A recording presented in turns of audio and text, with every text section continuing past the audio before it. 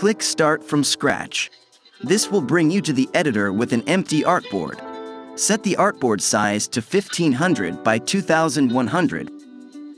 Switch to backgrounds and find a photo of a kitchen.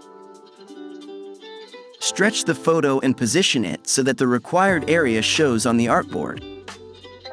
Now, let's switch to photos and find a photo of a woman with a cake. Here it is. But maybe there are better alternatives. Yep, I like this one. I'll put the girl behind the table and add a shadow.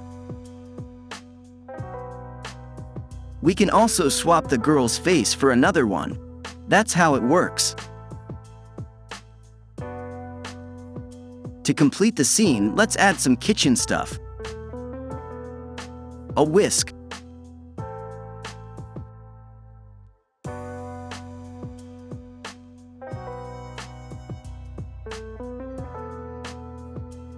And some bowls. And shadows, of course.